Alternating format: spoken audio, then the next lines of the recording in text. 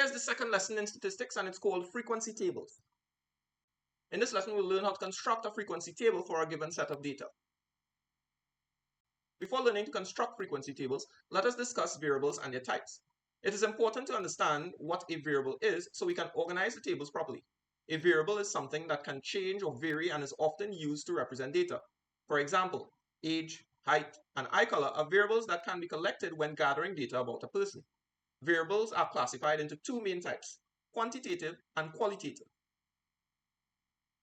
Let me define these two types. The first is numerical and often refers to some aspect of quality about a subject. We call this a qualitative variable. For instance, if you have to rate a service, you might use categories like bad, poor, good, and excellent. Notice that these terms describe the quality of the service. The second type is numerical and often refers to a quantity or amount related to a subject. So we call these quantitative variables. In this course, we will focus more on quantitative variables, which can be further classified as either discrete or continuous.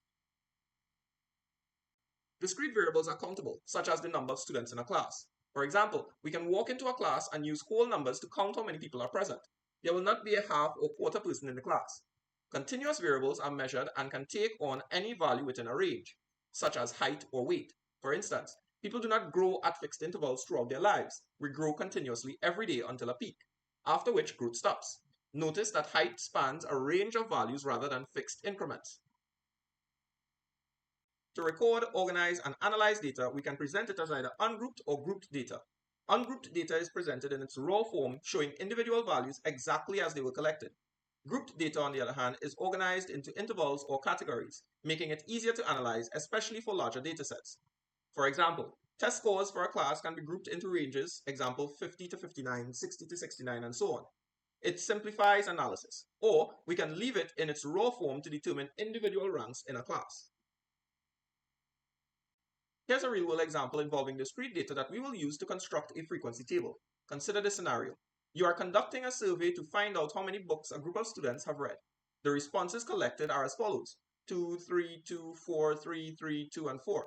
Your task is to organize this raw data into a frequency table to summarize and analyze the results more effectively.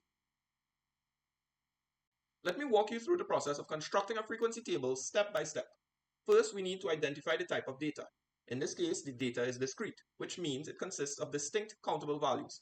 Next, we create categories. To do this, we identify the unique values in the dataset. For example, in our dataset, the categories are 2, 3, and 4. After that, we count the occurrence of each value. This involves going through the dataset and tallying how many times each value appears. Finally, we record these counts in a table. So, we combine the categories with their corresponding frequencies to create the frequency table. Typically, this step is done at the same time as counting to keep things simple. And that's it. By following these steps, you can organize raw data into a frequency table, making it much easier to summarize and analyze. Now let me give you an example of how to create a frequency table from continuous data. Imagine you are tasked with analyzing the heights of students in a class. After collecting the data, you record the following measurements in centimeters: 150, 155, 160, 150, 155, 165, 160, and 170. Your goal is to organize this continuous data into a frequency table by grouping the heights into intervals. This will make it easier to summarize the data and interpret the distribution of heights in the class. We follow the same steps as before. First, we identify the type of data, which in this case is continuous data. For step 2, instead of creating categories, we create intervals to group the data. In step 3, we count the frequency of values occurring within each interval. Finally, we organize these values into frequency tables to present the data in an easy-to-read format.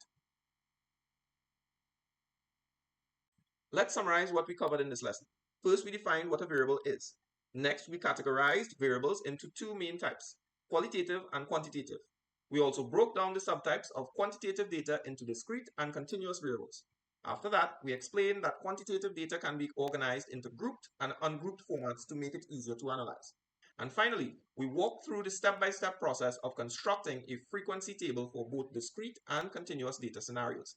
In the next lesson, we will learn about the class features of a given set of data. Thank you for joining me in this lesson. Remember, you can find this content and additional resources on the website linked in the description.